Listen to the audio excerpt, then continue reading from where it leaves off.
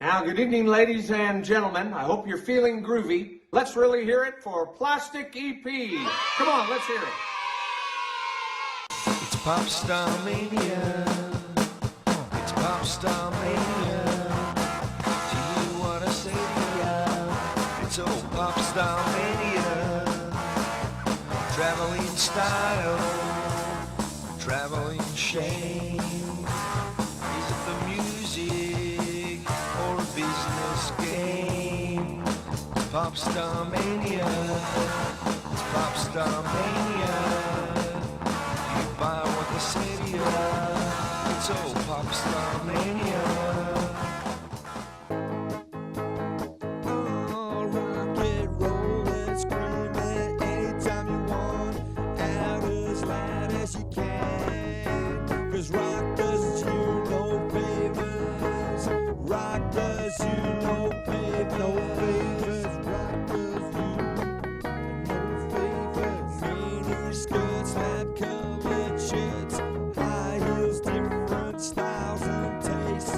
All this goes down the waist.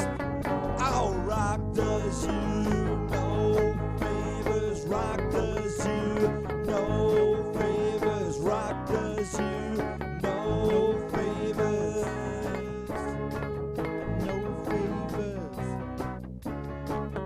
No favors. Right road, wrong road, take off the heavy load.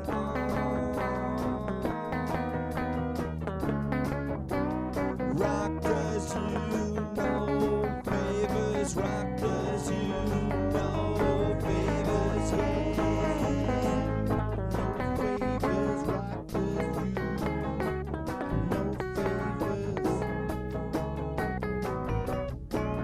T-shirt, sweatshirt, rolling the dirt, comes in all flavors. Rock does you no favors. Rock does you no favors. Yeah, no favors. No favors.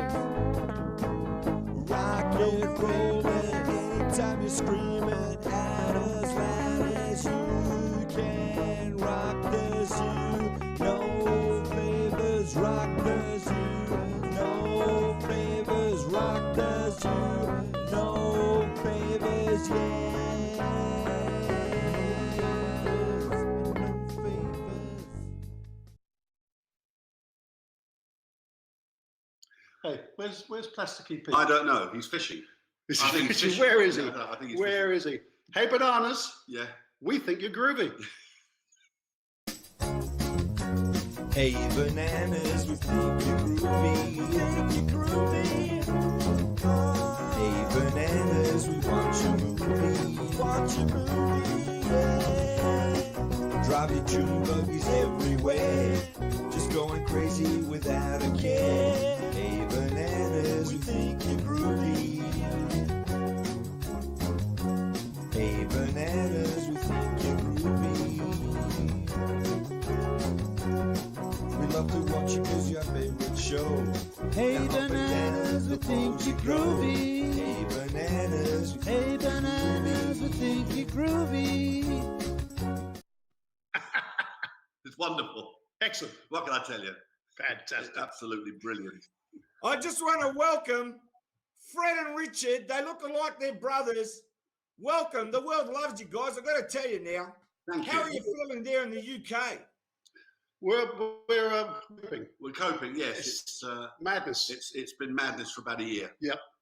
Not as bad Yeah, as well, I've got Melbourne. to say, while it's been a pandemic, we've been locked down 5 days. But look, it's not that. You know what it is? Your new song that's coming out in March, right? Yep. Right said Fred, your inner light is love. That's right. I got to tell you that everybody, it's about light and darkness, and everyone's going to shine now and be positive. And the world needs a song like yours now. I've seen the video. I reckon I've seen it 20 times because I love it. And a lot of people don't know what I'm talking about. But not only that, it's like a fantastic song. It's Thank so, you. the only way I can describe it, it's like it sucks you in. Like it's Okay. even got a little flavor of gospel in there. Would you agree with Yes. that too? Yep. We got the gospel undertones from London to do some vocals for us. Yeah. Yeah. The girls are great. And the guys. How did you come up with that song? Because as I said, the world needs that song right now. So how long did it take to write and how long did it take to record? I can't remember. Do you know? We wrote and recorded it.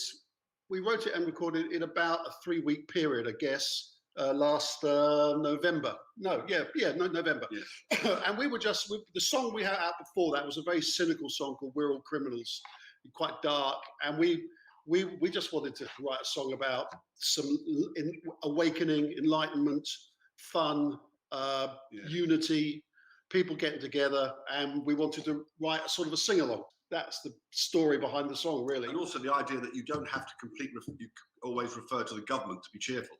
Yeah, It comes from within. It comes from within. Yeah.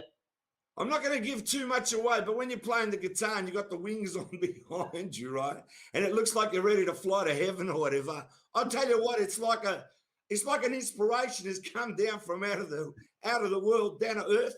That's the impression I got. That now we're entering this zone, like we're going into the happy zone. You know what I mean? That's what came across. So much happiness, the pouring, as I said, of the love from the song to the world. That's the impression I got.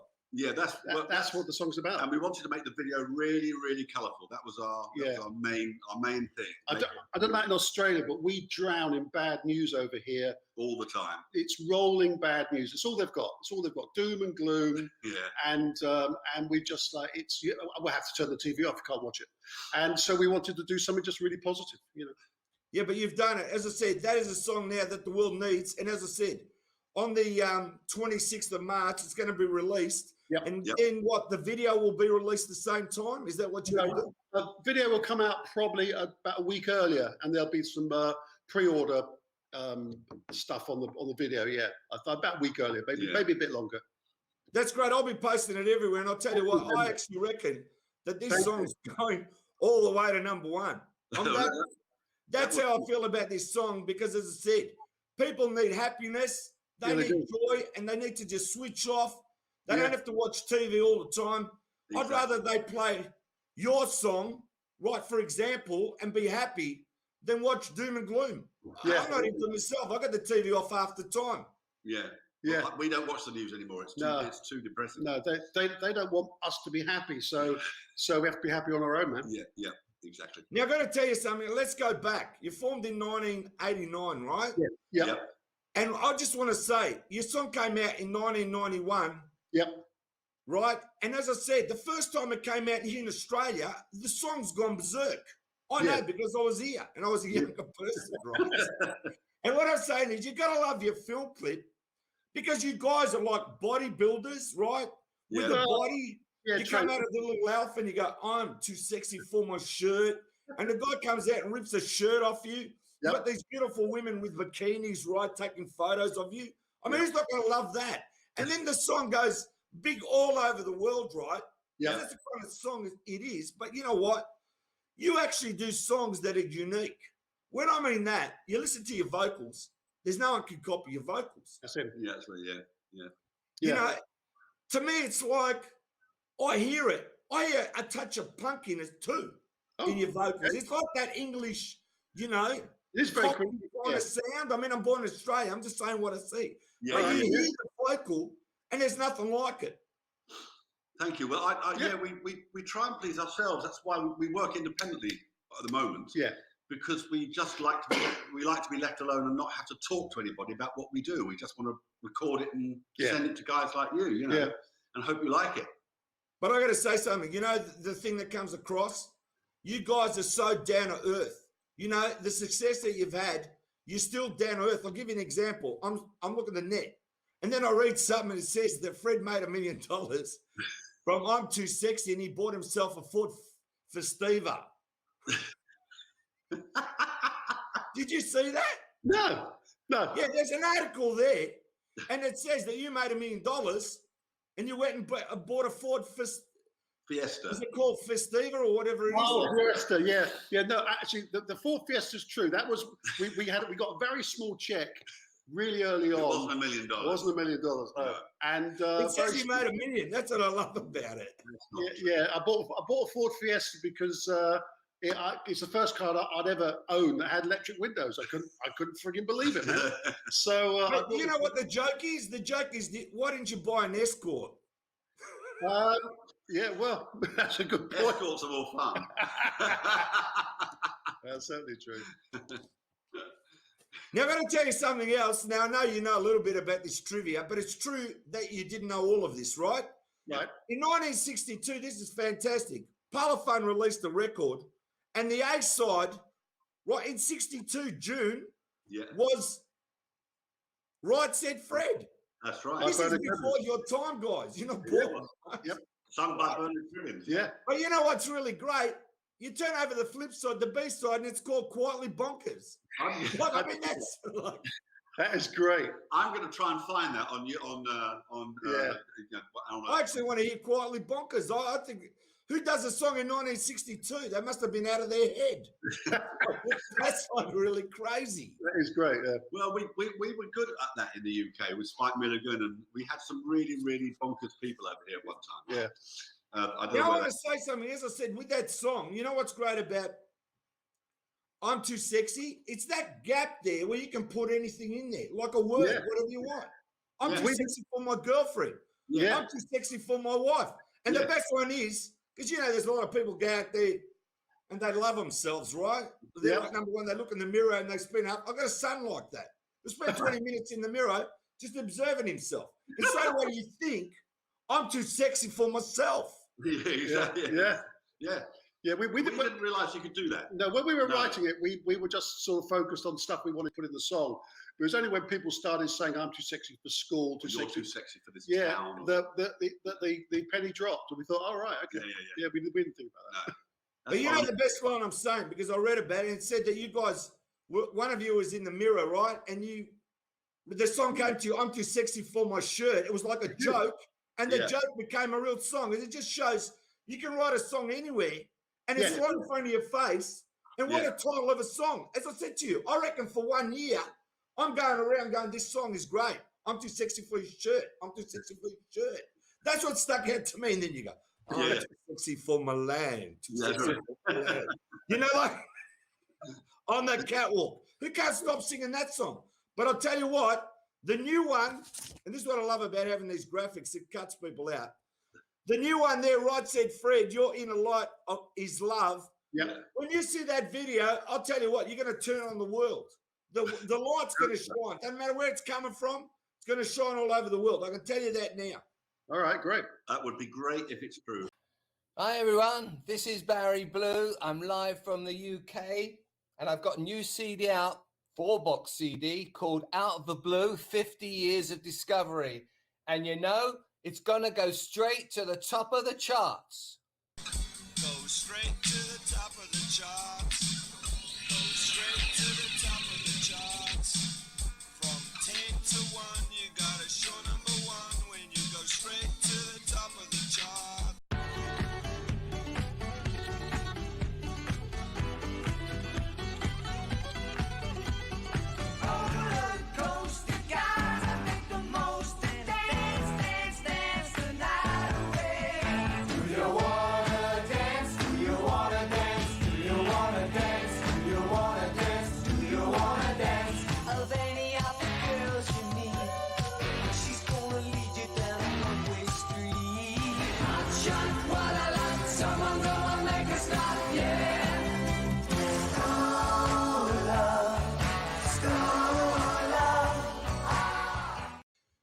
Welcome, Barry Blue, to go straight to the top of the charts. And let me tell you, Barry Blue, Every Greek in Australia in 1973, when that song came out, and Dancing on a Saturday Night was number 1 with every Greek in Australia and Australians dancing along out of their new cars. I wonder why. I wonder if it was the bouzouki. I got a feeling it was. Because let me tell you, it's definitely the bouzouki. And I'm going to tell you, my background is I'm born in Australia, first generation. My parents were Greek, and it was blaring out of our car radio, and everybody was dancing. And how does it feel to have a song that highlights the bouzouki and is one of the greatest songs ever recorded? Oh, I love it.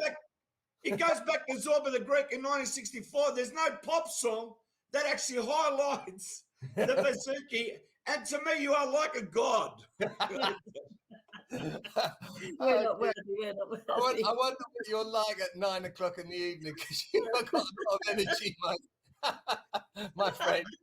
No, seriously, Barry, I've got to pay compliments where they're due because, in all seriousness, I was 15 years old and it's that song that's in your life and you don't know how happy that makes people even today. It's just one of the greatest songs out there, believe me.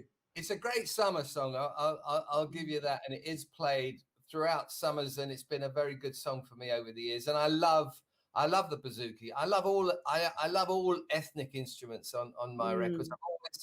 I've always tried to do that with, from my first hit. And then I had a hit with Lindsay DePaul. And on that record, we put on a sort of, it was a gypsy violin.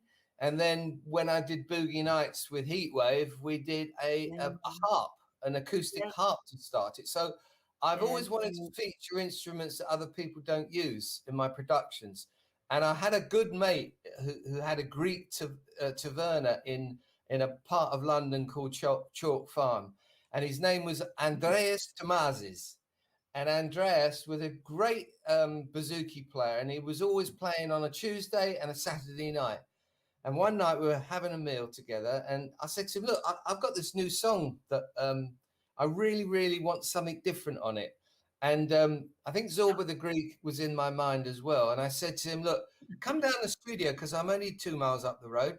Bring your bouzouki. Let's see what happens. And he brought his bouzouki and we went through, what I considered to be a good melody.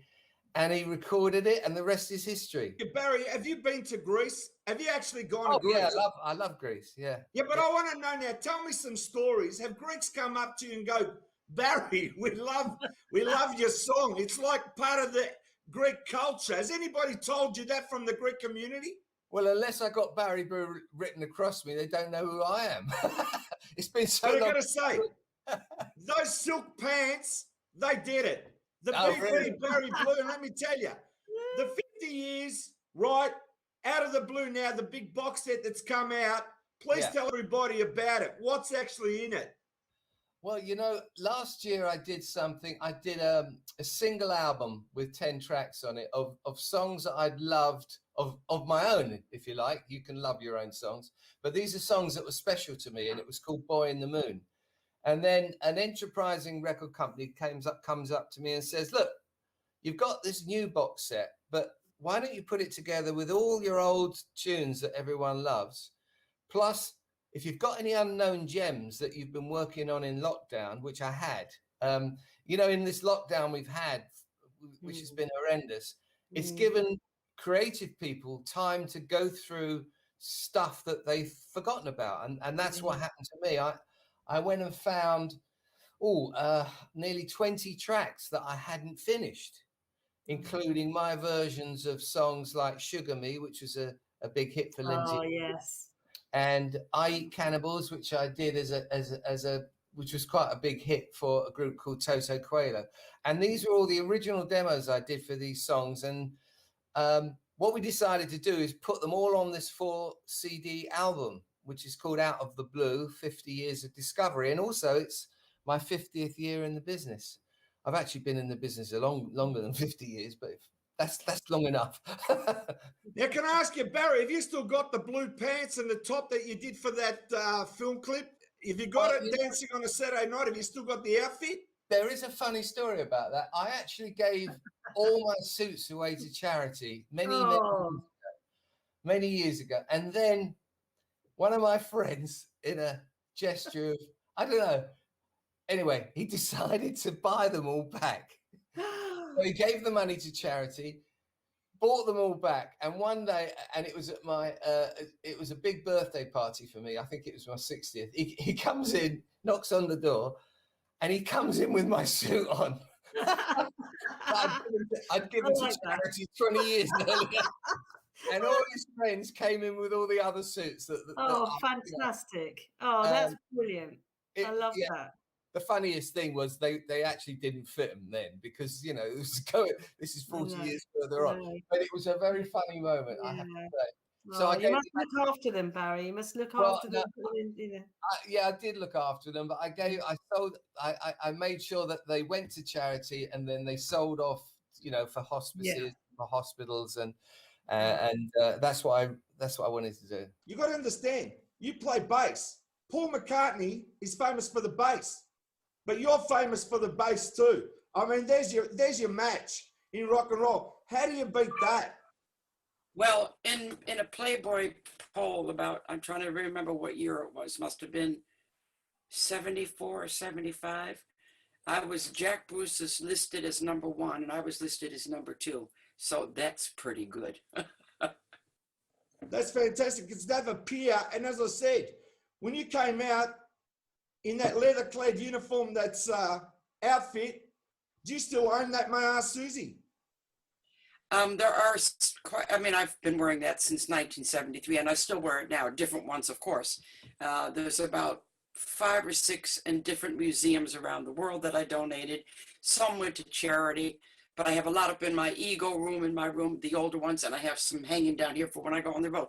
Yes, it's a timeless image and it's me. So it's very comfortable to still wear now. As I'm saying is, no matter what you do in your life, you go back to the music because you've got it in your genes, you've got it in your DNA. And I've got to say, these songs that you've produced outside of your albums at the start, like Stumbling In, Your Mama Won't Like Me, and like the one about love, If I Can't Have Love. If you can't give me that, yeah. I sing them every day and everybody in Australia just loves them. You don't know the impact that you've had in Australia, even the Happy Days when you played Leather Tuscadero, right, with Henry Winkler in Happy Days. We live that every day here. It's the same as the Brady Bunch. The Australians never forget. They love their TV shows. You just live on internally, even though you're not here. You're in your castle in the UK. It's a second home to me, Australia. Always has been. I've done 37 tours there now, which is, I think that is the record of an international artist coming to Australia. That's the record. I hold the record. I'm going to ask you where your favourite parts are, but you've obviously got a soft spot for Melbourne, haven't you? Oh, God, yes. Always, always, always. In fact, I've had apartments there these last few years when we've done the Red Hot Summer Tour, where it was only weekend work. So I've actually lived there. But yeah, Melbourne, I love. I love the vibe. I love all of Australia, but I love the vibe of Melbourne. It's quite special. It's got its own feeling, So it's a really cool city, yeah. And I'm sorry that you guys are still locked down. That cannot be easy. And I have a lot of friends there, obviously, through the years. And I keep informed with everything that's going on. And I hope it's going to be over soon for you guys, because that's terrible. I've got this image of you now as the queen of the castle, the queen of rock, running around your home there in your leathers, playing the bass from room to room. Do you do that occasionally? You can keep your image. I don't live that life off the stage. I have a normal life and a stage life. They're two different things. You should never mix them up. I'm very normal at home. Now, Don, I've got to ask you a question now, because every Beatle fan in the world wants to ask you this question, okay? Now, when you were doing Happy Days, somebody's taken this photo, and you can tell me who it is. There you are with John Lennon and Julian Lennon when they came to visit the set, and there you are on the left. Can you tell me who took that photo? Yeah, you see, my memory, if my memory serves me correctly, what I recall was that when everyone heard that John Lennon was on the set, that got around pretty quick, and so Paramount Studios, where we shot Happy Days, they sent down a photographer from the publicity department. And my recollection was it was a publicity photographer that shot that. Some people thought that it was May, the woman that was with John at the time, May Penn. But I don't think she shot that. I think it was a photographer from the PR department. And now, describe that day of John coming down there, because no one has described that day, please, for all the Beatle fans in the world. Oh my God, it was so amazing, surreal, as you can imagine. What happened was Anson Williams, who played Potsy, he went over to get, we were rehearsing a scene in the Arnold's set, and we took a break, and Anson went over to get some coffee, and the coffee machine was right near the entrance to the sound stage that we were on, and stage number 21. And he comes back from getting coffee, and he's got this funny expression on his face, and he goes, "There's this guy who just walked in, looks just like John Lennon." And we're like cracking up, going, "Yeah, yeah, right. John Lennon's coming to visit us, right?" And then, like 2 minutes later, we see this guy. His hair is kind of long with the glasses, and we're all like looking, and we realize, holy shit, it's really John Lennon. Couldn't believe it. He was with Julian. He was 9 years old, I think, at the time, and he was very, very soft spoken, very, very low key, humble, very humble, and no pretenses, nothing, none of that. He was just as sweet as it can be, and they hung out. They wanted to watch, so they were there watching us rehearse. We talked a little bit. I can't remember what we talked about because it was sort of like I was in another world. But what Anson reminded me, and that he was there, they stayed for several hours, and then that John was doing these little doodles on pieces of paper and stuff, and giving them to the crew, giving them to people in the crew. Anson would say to me recently, "Why didn't we get any of those doodles? We should have got some. That would have been something you'd want to have, So it was, I think he was taking Julian around and showing him, and it was early. It was only, I think, our 6th episode that we were shooting at the time. So not too many episodes had aired, maybe 3 or 4, but evidently they liked the show. And John was a big fan of the 50s music, and maybe they watched it together, him and Julian. So they came by, and then I think they were maybe going to Disneyland. That was going to be a stop after us. So that was certainly a day, to remember. I'm so glad that I got that photo from that PR guy, because Anson couldn't find his photo. I don't know if Henry found his, but I found it. I had it all this time. And then when people started with the internet, posting stuff, one day I posted it, and that's how I think it got around, because then later on it just got all over the place, and I'm pretty sure it was when I posted it. So anyway, that's the story. Yeah, you can't keep a secret like that, Don. My goodness. Oh no, That's no, fabulous. you got to. How do you not want to show off that photo? I mean, but it was just mind blowing to me, to all of us.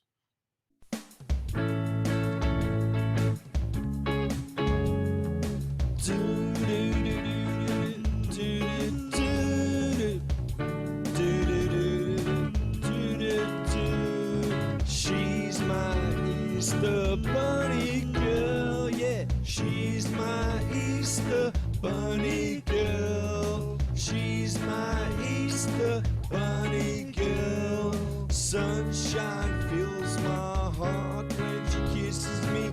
I just know that she just misses me. She's my Easter bunny girl. She's my Easter bunny girl. She brings me chocolates and lots of kisses. She's so much fun, I'm always missing her. She's my Easter bunny girl. She's my Easter bunny girl. When we're walking hand in hand, I understand the love she feels. She's my Easter bunny girl. She's my Easter bunny girl. Ooh, oh, ooh, yeah.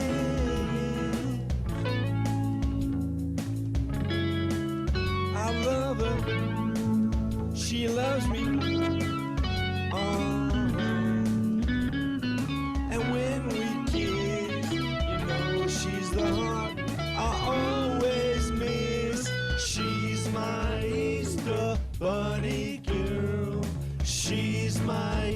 Easter bunny girl. She brings me lots of chocolates. Yeah, she's so much fun.